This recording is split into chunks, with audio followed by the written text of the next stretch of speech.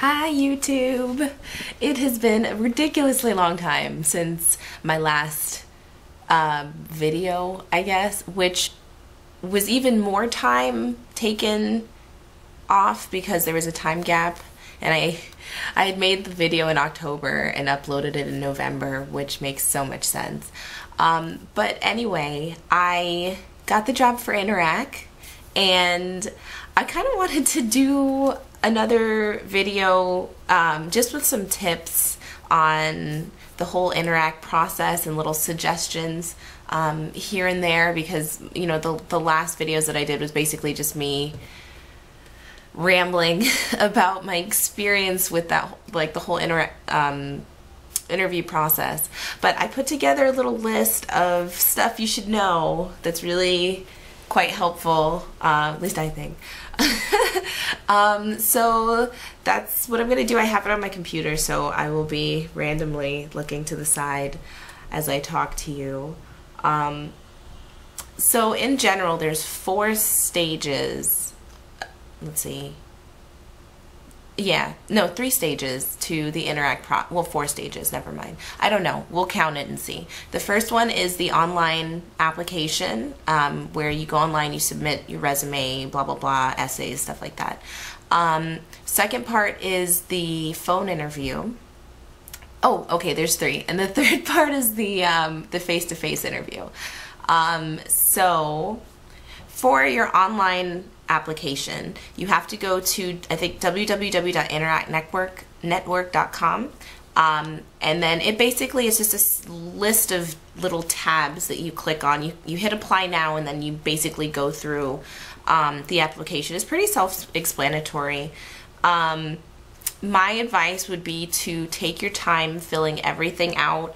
Go slowly, look through everything, make sure you have everything listed, like all the information that you want to tell them about.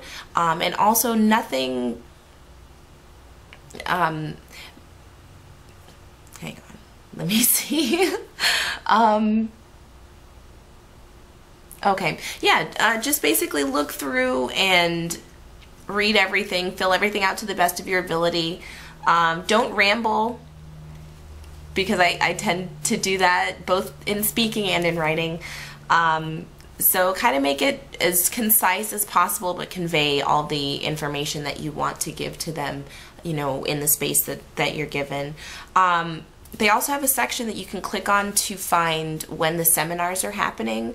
And the seminars are basically your face-to-face interview. So, they have a list of different places in the United States and abroad that they do their seminars, and sort of gauge, what's in your area and see what date that seminar is on, because and you can sort of plan your application process around there. I would say give it, at the very least a month before the seminar that would be right for you, to have your application finished, your online application finished. Let's see, the other thing, make sure you have reliable references when you fill out, there's a section for the reference page.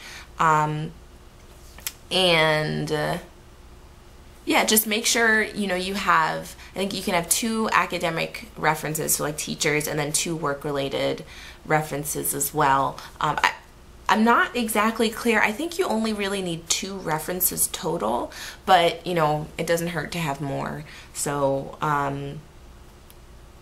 there's that. Take your time with the essay. It's the very last section of the online application. I think it's, there's 2 short answer essays. They're each 300 words, I believe. And just make sure it's very short, sweet, to the point, but make sure that, again, it conveys exactly what you want them to know, and, put your personality into it as well. Like, really, really take your time with that, because that's what they use. I mean, that's not the only thing, but your essay has a lot of weight to it when they're considering your application. I also put, teaching experience is a plus, but it's not required. Really, the only thing that you need is a degree and a lust for helping kids learn, but not lust in a creepy way, just, thirst for helping. Don't ramble. Okay, and then check your email, because if they like your application, they will send you an email inviting you to a phone interview. That didn't happen for me, but you know, that was discussed in my previous videos. Okay, so check your email. Email is very important throughout this whole process. That's basically how they communicate with you. So make sure, I created an email address specifically for Interac and their updates. So, you know, check it once a day and you should be fine. Okay, so the phone screening or the phone interview, that wasn't too bad. It usually lasts about 15 or 20 minutes, if that, and it's basically just them asking you pretty standard interview questions. If they invite you to the phone screening, they'll also send you a link that has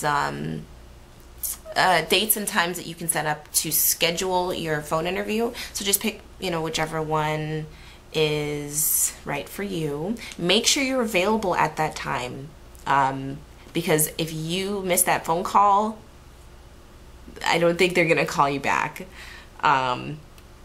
Also, something very, you know, that didn't happen to me, but also discussed in previous videos. Let's see. Okay, some important questions that they asked were, why do you think you'd be right for this job? Why do you want to work specifically in Japan? What are some of the qualities of that you think a good ALT should display? Why do you want to work with children? Why do you want to teach English? Would you be okay with teaching a class by yourself? Are you okay with living in an isolated area? Those are the ones that I can remember, but it's just basically stuff like that. And honestly, just answer truthfully and you should be fine. It's not that big of a deal. Stay calm, be yourself, answer everything honestly, make sure, oh, I already said all that, sorry.